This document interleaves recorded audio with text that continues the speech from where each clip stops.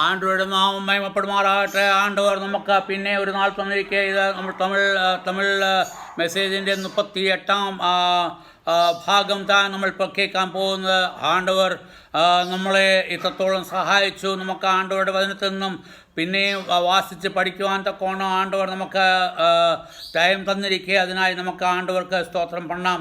നമുക്ക് എഫെസ്യ ലേഖനം 5-ാം അധ്യായം അതിൻ്റെ 10-ാം വാക്യത്തിൽ നമ്മൾ പോയിടുക. 10-ാം വാക്യത്തിൽ എന്നാ சொல்லுது?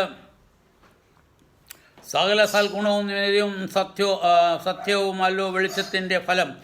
ഇങ്ങെ നമ്മൾ 9-ാം വാക്യത്തിൽ നമ്മൾ എന്നാ വാസിച്ചത്? എന്തെന്ന് പരിശോധിച്ച് നമ്മൾ വെളിച്ചത്തിലുള്ളവരായി നടക്കണമെന്ന് ഇங்கே 9-ാം വാക്യത്തിൽ சொல்லுது. അത് വെളിച്ചം എന്നതെന്ന് ഇங்கே അപ്പോസ്തലനായ പൗലോസ് നമുക്ക് കൊഞ്ചം ക്ലിയർ പണിടുക. അതാണ് 10-ാം വാക്യത്തിൽ നമ്മൾ കാണുന്നത്. എന്നെ വെളിച്ചം എന്ന് ചൊല്ലിയാൽ അതിൻ്റെ എക്സ്പ്ലനേഷൻ താൻ ഇங்கே നമുക്ക് ഇங்கே കിടക്കുക, അല്ലെങ്കിൽ അതിൻ്റെ മീനിങ് താൻ നമുക്ക് ഇங்கே കിടക്കുന്നത്. 10-ാം വാക്യത്തിൽ സകല സൽഗുണവും, അതായത് സകല നല്ല കാര്യങ്ങളും പിന്നെ നീതിയും സത്യവുമല്ലോ വെളിച്ചത്തിൻ്റെ ഫലം. ഇங்கே 3 കാര്യം ഇங்கே നമ്മൾ பார்க்கலாம். 10-ാം വാക്യത്തിൽ proving what are acceptable unto the Lord. ഇംഗ്ലീഷിലെ ഒറ്റ കാര്യമേ சொல்லிയത് proving acceptable to the Lord. അതായത് നമ്മൾ ദൈവത്തിന് ചിത്തമായിരിക്കുന്ന രീതിയിൽ നമ്മൾ പേശുന്നത് തന്നെ വെളിച്ചം. ഇംഗ്ലീഷിൽ നമ്മൾ ആണ്ടവരായ യേശുക്രിസ്തുവിൻ്റെ ചിത്തം അനുസരിച്ച് നമ്മൾ പേശുന്നതാണ് വെളിച്ചം. എന്നാൽ മലയാളത്തിൽ കൊഞ്ചം കൂടെ ഇതിനകത്ത് 3 കാര്യം ഇങ്ങനെ ചൊല്ലിയിരിക്കുകയും നല്ല സൽഗുണം എന്ന് പറഞ്ഞാൽ നല്ല കാര്യങ്ങൾ നമ്മൾ പണ്ടുക. അതാണ് വെളിച്ചത്തിൻ്റെ 1-ാമത്തെ ഡെഫിനേഷൻ, അല്ലെങ്കിൽ അതിൻ്റെ പരിഭാഷ എന്ന് ചൊല്ലുന്നത്. സൽഗുണം എന്ന് പറഞ്ഞാൽ നല്ല പ്രവൃത്തി നമ്മൾ പണ്ടണം. 1. 2. നീതി, അതായത് നമ്മൾ റൈച്ചസ്നെസ്, അല്ലെങ്കിൽ നമ്മൾ ദൈവത്തിന് ചിത്തമായ രീതിയിൽ, ദൈവത്തിൻ്റെ ഹിതമായ രീതിയിൽ നമ്മൾ പ്രവർത്തിക്കണം. അതായത് 1 നല്ല സൽഗുണം, നമ്മൾ നല്ല രീതിയിൽ നമ്മൾ പെരുമാറണം. അത് മുതൽ അവൻ്റെ നീതിക്ക് ഒത്തവണ്ണം, അല്ലെങ്കിൽ അവൻ്റെ റൈച്ചസ്നെസ് ഒത്തവണ്ണം, അല്ലെങ്കിൽ അവൻ്റെ ധാർമ്മികമായ രീതിയിൽ നമ്മൾ പണണം. അതല്ല 3-ാമത്തെ കാര്യം എന്നാ എങ്കിൽ ചൊല്ലിരിക്കെ സത്യവുമല്ലോ, അതായത് സത്യം താൻ പേശണം. ഇങ്ങനെ 3 കാര്യം നമ്മൾ അപ്പോസ്തലനായ പൗലോസ് 1 സൽഗുണം, 2 നീതി, 3-ാമത്തെ സത്യം. അന്നേരം ഇത് 3ഉം കൂടെ അതാണ് വെളിച്ചത്തിൻ്റെ ഫലം. അതാണ് ഇങ്ങനെ ചൊല്ലുന്നത് വെളിച്ചത്തിൻ്റെ ഫലം. അതിന് ചിത്തമായ രീതിയിൽ താൻ ഇംഗ്ലീഷ് ചൊല്ലുന്നത് proving what acceptable unto the Lord. അത് ആണ്ടവർക്ക് എന്ത് ചിത്തമായിരിക്കുന്നത് ചെയ്ത് അതുതാണ് സൽഗുണ പൂർത്തി. അപ്പം രണ്ടും സെയിം തന്നെയാണ്. എന്നാൽ നമുക്ക് ഡെഫിനേഷൻ നമുക്ക് കൊഞ്ചം കൂടെ അത് കിടക്കുന്ന മാതിരി എങ്കിൽ ചൊല്ലിയിരിക്കുക. എന്താണ് സൽഗുണപൂർത്തി? സൽഗുണം, അതായത് സൽഗുണം നമുക്ക് ചെയ്യപ്പെടും. 2-ാമത്തെ കാര്യം എന്താ? നീതി, അതായത് നമുക്ക് ആണ്ടവർക്ക് റൈച്ചസ്നെസ് നമുക്ക് ആണ്ടവർ നമ്മൾ നോക്കും. അതുമല്ല ട്രൂത്ത്, അല്ലെ സത്യം, അത് തന്നെ വെളിച്ചത്തിൻ്റെ ഫലം. അതായത് വെളിച്ചത്തിൻ്റെ ഫലം നമ്മളതിൻ്റെ വെളിച്ചത്തിൻ്റെ ഫലത്തിൻ്റെ ഡെഫിനേഷൻ നമ്മളിങ്ങനെ പാത്താച്ച്. 11-ാം വാക്യത്തിൽ നമ്മൾ എന്നെ വാസിക്കുന്നത് ഇരുട്ടിൻ്റെ നിഷ്ഫല പ്രവർത്തികളിൽ കൂട്ടാളികൾ ആകരുത്. ഇങ്ങനെ ചൊല്ലുന്നത് നിങ്ങൾ വെളിച്ചത്തിൻ്റെ മക്കളായിരിക്കുമ്പോൾ ഇരുട്ടിൻ്റെ പ്രവൃത്തികൾ നിങ്ങളുടെ ജീവിതത്തിൽ വരുവാൻ പാടേ ഇല്ല. അതായത് നിങ്ങളുടെ ജീവിതത്തിൽ ഇരുട്ടിൻ്റെ പ്രവൃത്തികൾ വരാതിരിക്കട്ടെ, അല്ലെങ്കിൽ അത് വരാൻ തക്കവണ്ണം നമ്മൾ അതിനെ നമ്മൾ ഇത് കൊടുക്കാതെ നമ്മൾ വെളിച്ചത്തിൻ്റെ പ്രവൃത്തി, അതായത് സൽഗുണങ്ങൾ, നീതി, സത്യം, ഈ 3 കാര്യത്തിൽ നമ്മൾ ഉറച്ചു നിൽക്കണം.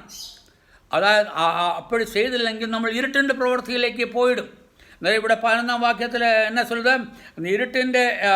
ഇരുട്ടിൻ്റെ നിഷ്ഫല പ്രവൃത്തികളിൽ കൂട്ടാളികളാകരുത്.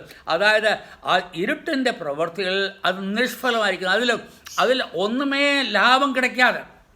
നിഷ്ഫലം എന്ന് പറഞ്ഞാൽ ലാഭമൊന്നും കിടക്കാതെ, അതായത് നിങ്ങൾക്ക് ദുഃഖം താൻ വരും. കാരണം നിങ്ങൾ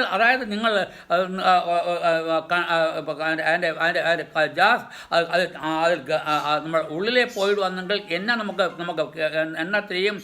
നിഷ്ഫലം എന്ന് പറഞ്ഞാൽ അത് നമുക്ക് യോഗ്യമേ ഉള്ളതല്ല.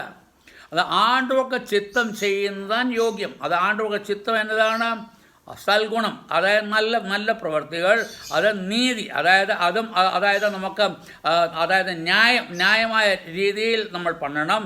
അത് മാത്രമല്ല, പിന്നെ മൂന്നാമത്തെ കാര്യം നമ്മൾ എന്നാ വെച്ച് സത്യവും, അതായത് സത്യം നാം പേശണം. ഇത് മൂന്നും താൻ വെളിച്ചത്തിൻ്റെ ഫലം. അന്നേരം വെളിച്ചത്തിൻ്റെ ഫലം അതാണെങ്കിൽ ഇരുട്ടിൻ്റെ ഫലം എന്നാ എങ്കിൽ சொல்லுது? ഇരുട്ടിൻ്റെ ഫലം എന്തുവാ?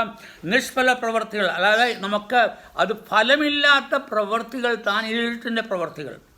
അത് നമുക്ക് യാതൊരു ഫലവും കിടക്കാതെ, അതായത് നമ്മൾ ഇരുട്ടിൻ്റെ മക്കളായി വളർന്നു കഴിഞ്ഞാൽ അതിന് നമുക്ക് യാതൊരു ഫലവും കിടക്കാതെ, അതായത് നമ്മൾ വീണ്ടെടുക്കപ്പെട്ടവർ താൻ, നമ്മൾ ആണ്ടവരായ യേശുക്രിസ്തുവിനാൽ നമ്മുടെ പാപങ്ങളെ നമ്മളെ മന്നിച്ച്, നമ്മൾ പാപങ്ങളിൽ നിന്നും വെടിവിച്ച്, നമ്മൾ പാപത്തിൽ നിന്നും വീണ്ടെടുത്ത് ആണ്ടവർ നമ്മളെ എന്നാ ആക്കിയാച്ചേ? നമ്മളെ പാപം ഇനിമേൽ കാണാത്ത വണ്ണം നീക്കിയാച്ചേ. നോബഡി കണ്ടം യു, അല്ലെങ്കിൽ നിന്നെ ആരുമേ കുറ്റം വിധിക്കുവാൻ തക്കവണ്ണം പറ്റാത്ത മാതിരി നിന്റെ പാപത്തെ നീക്കിയാച്ച. അതാണ് നമ്മൾ റോമർക്ക് എഴുതിയ പുസ്തകത്തിൽ നമ്മൾ വാസിക്കുന്നത്. എന്നാൽ നമ്മൾ നമ്മൾ പാക്കുന്നത് നമ്മൾ നേരത്തെ ഇരുളിൻ്റെ നമ്മൾ വെളിച്ചത്തിലുള്ളവരായി നടന്നു നമ്മൾ എന്താണ് നിഷ്ഫല പ്രവർത്തികളിൽ കൂട്ടാളികൾ ആകരുത്. നമ്മൾ അപ്പടിയുള്ള നിഷ്ഫല പ്രവർത്തികളിൽ നമ്മൾ കൂട്ടാളി ആവാൻ പാടില്ല. അല്ലെങ്കിൽ അതിൽ നമ്മൾ അതിനെ ചിത്തമായ രീതിയിൽ നമുക്ക് നടക്കാൻ മുടിയാതെ നടക്കാതെ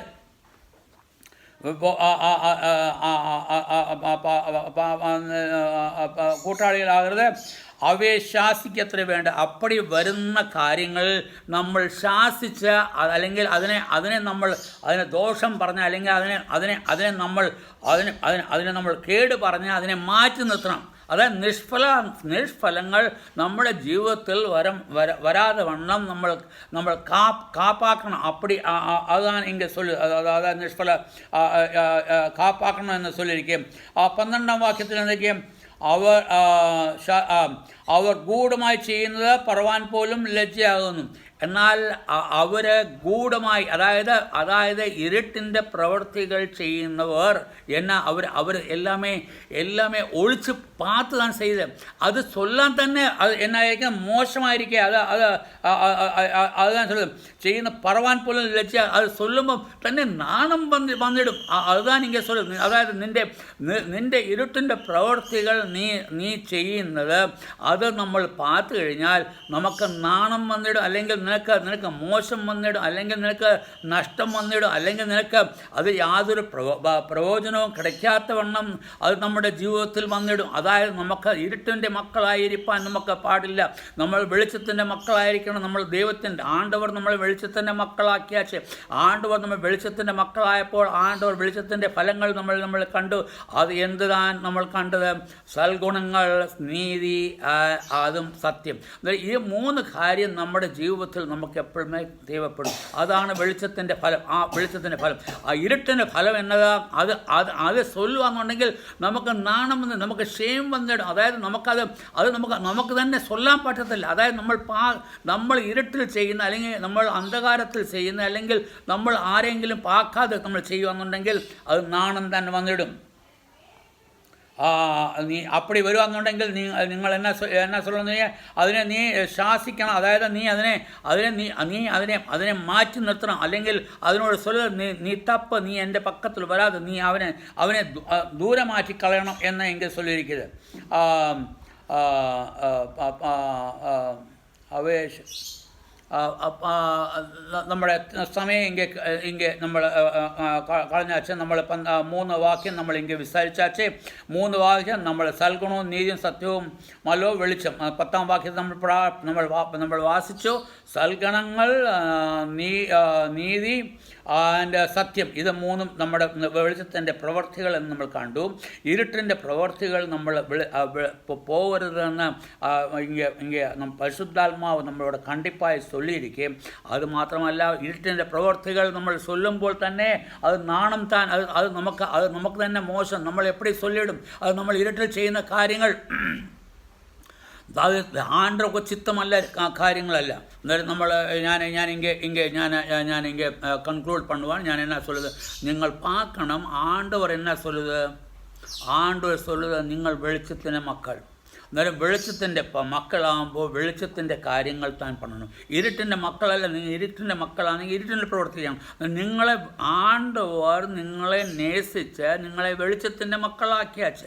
അന്നേരം നമ്മൾ നേരത്തെ വായിച്ചത് വെളിച്ചത്തിൻ്റെ മക്കൾ എന്നാ, അതുകൊണ്ട് മറ്റുള്ളവർക്ക് പ്രകാശം നമ്മൾ കൊടുക്കണം. നമ്മൾ അപ്പടി പ്രകാശം കൊടുക്കുന്നില്ലെന്നുകൊണ്ട് നമ്മൾ ഇരുട്ടിൻ്റെ മക്കൾ താൻ. ഇരുട്ടിൽ പ്രകാശം കിടക്കാതെ അന്നേരം പ്രകാശം വേണമെന്നുണ്ടെങ്കിൽ വെളിച്ചത്തിൻ്റെ മക്കളായിരിക്കണം. നമ്മൾ വെളിച്ചത്തിൻ്റെ മക്കൾ താൻ. അന്നേരം നമ്മൾ അതിനാൽ പിന്നെയും ഞാൻ ഒരു പ്രാവശ്യം കൂടെ നിങ്ങളോട് ഞാൻ ചൊല്ലിടുവാണ്. നമ്മൾ ഫസ്റ്റ് നമ്മൾ തിരിയേണ്ടതെന്ന് പറഞ്ഞാൽ, നമ്മൾ പാപികളായിരുന്നു, നമ്മൾ പാപം ചെയ്ത്, നമ്മൾ ദോഷം പണി, നമ്മൾ ആണ്ടവർക്ക് ചിത്തമല്ലാത്ത രീതിയിൽ നമ്മൾ ജീവിച്ച്, നമ്മൾ ആണ്ടവരുടെ പക്കത്ത് നിന്ന് ദൂരെ പോയി. നമ്മുടെ അന്ത്യം എന്തായിരുന്നു? നമ്മുടെ അന്ത്യം എന്ന് പറഞ്ഞാൽ നിത്യാഗ്നി അല്ലെങ്കിൽ നരകം താൻ നമുക്ക് വിധിച്ചിരുന്നു. ആ നരകത്തിൽ നിന്നും നമ്മളെ വീണ്ടെടുത്തു. ആണ്ടവരായ യേശു ക്രിസ്തു നമ്മളെ വീണ്ടെടുത്തു. അവൻ സ്വന്തം രക്തം കൊടുത്ത് നമ്മളെ വിലയ്ക്ക് വാങ്ങി. നമ്മളെ ആരുടെ കയ്യിൽ നിന്ന്? പിശാചിൻ്റെ കയ്യിൽ നിന്ന് നമ്മളെ വിലയ്ക്ക് വാങ്ങി. പിശാചിൻ്റെ കയ്യിൽ നിന്ന് വിലയ്ക്ക് വാങ്ങി നമ്മളെ ഇപ്പോൾ എന്നെ ആക്കിയാച്ച് വെളിച്ചത്തിൻ്റെ മക്കളാക്കിയാച്ച്. ഇപ്പോൾ നമ്മൾ വെളിച്ചത്തിൻ്റെ മക്കളായിരിക്കുമ്പോൾ എന്നെ പറയണം, നമ്മൾ വെളിച്ചത്തിൻ്റെ പ്രവർത്തികൾ ചെയ്യണം. വെളിച്ചത്തിൻ്റെ പ്രവർത്തികൾ ചെയ്യുമ്പോൾ എന്നെ ആവും വെളിച്ചത്തിൻ്റെ പ്രവർത്തികൾ ചെയ്യുമ്പോൾ ഇരുട്ടിൻ്റെ പ്രവർത്തികൾ നമ്മൾ ചെയ്യാതെ അത് നമുക്ക് തപ്പാണ്. അത് അപ്പടി ചെയ്യുമ്പോൾ നമുക്ക് നാണം വന്നിട്ട് നമ്മൾ അപ്പോഴുള്ള കാര്യങ്ങൾ ചെയ്യാതെ വെളിച്ചത്തിൻ്റെ മക്കളായി വെളിച്ചത്തിൻ്റെ രീതിയിൽ നമ്മൾ നടക്കേണ്ട ആവശ്യമില്ല. എൻ്റെ നമ്പർ ഞാൻ ഒന്നും കൂടെ ചൊല്ലിടാം. എൻ്റെ നമ്പർ 9791843308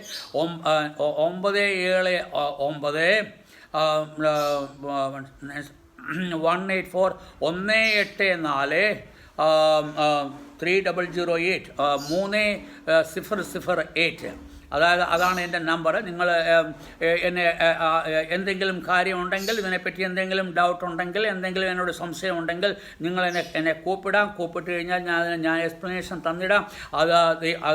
അതുകൊണ്ട് നമുക്ക് വെളിച്ചത്തിൻ്റെ മക്കളായി ജീവിക്കണമെന്നുണ്ടെങ്കിൽ അവൻ്റെ വചനം നമുക്ക് സത്യം നമുക്ക് പിടിയണം. അത് തിരിയാതെ നമ്മൾ ചെയ്യുകയെന്നുണ്ടെങ്കിൽ നമ്മൾ ഇരുട്ടിൻ്റെ മക്കൾ താൻ. അത് നാണമായിരിക്കും, അല്ലെങ്കിൽ അത് നമുക്ക് ക്ഷേമായിരിക്കും. അത് നീ അപ്പടി പണ്ണാതെ വെളിച്ചത്തിൻ്റെ മക്കളായി നമുക്ക് ജീവിക്കാം.